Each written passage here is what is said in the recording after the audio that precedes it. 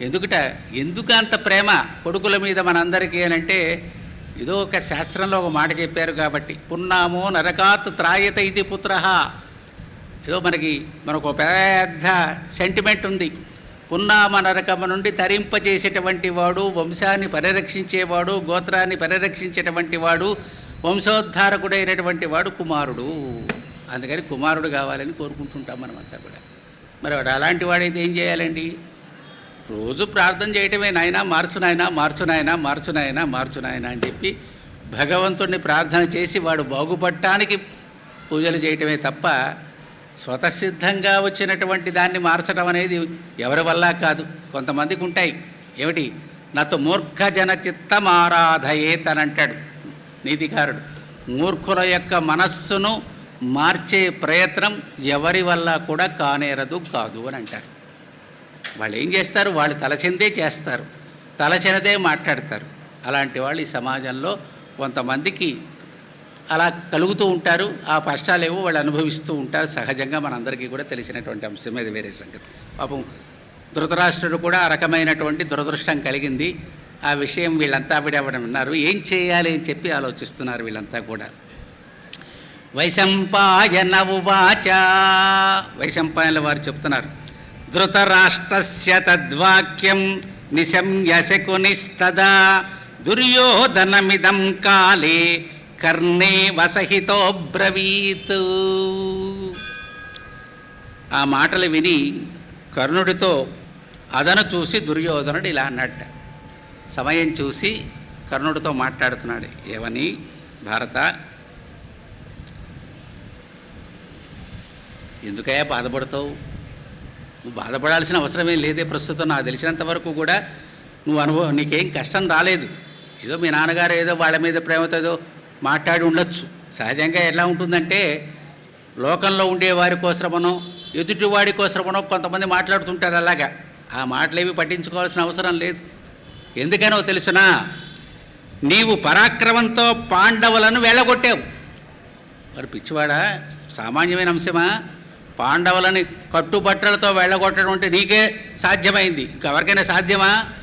రాజసూయ యాగం లాంటి గొప్ప యాగం చేసినటువంటి వారు, ప్రపంచంలో ఉన్నటువంటి వీరాది వీరులైనటువంటి వారందరినీ కూడా జయించి సంపదను తెచ్చి చక్కటి యాగం చేసి రారాజ బిరుదాంకితుడైనటువంటి ధర్మరాజు గారిని కట్టుబట్టలతో నువ్వు అడవికి పంపించావు.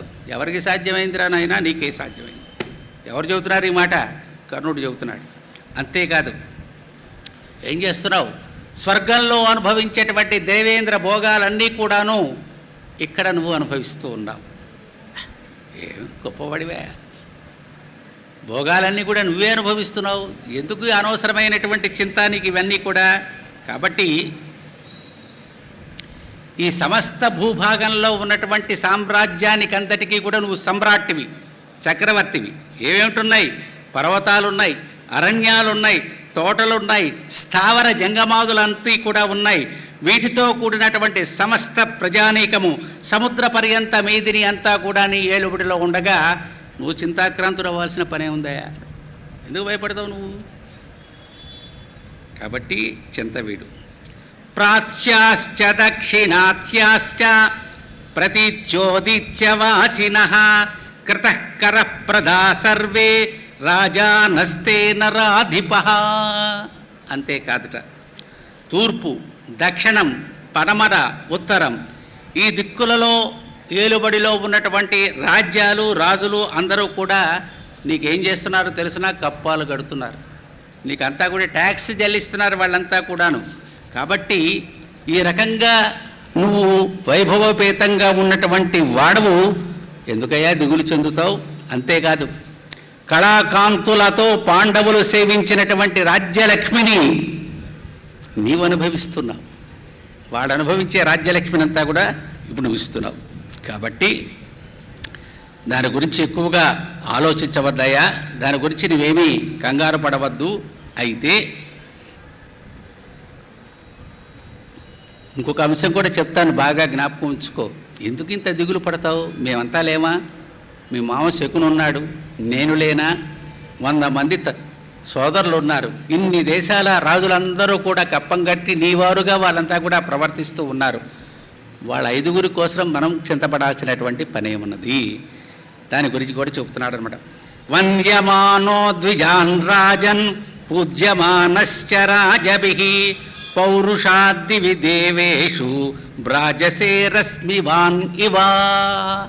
అంతేకాదయా, నీ పౌరుషం చేత బ్రాహ్మణుల చేత పూజింపబడుతూ, రాజుల చేత పూజింపబడుతూ, స్వర్గంలో దేవతల వలె సూర్యునిలాగా నీవంతా కూడా ప్రకాశిస్తున్నావయా దుర్యోధన.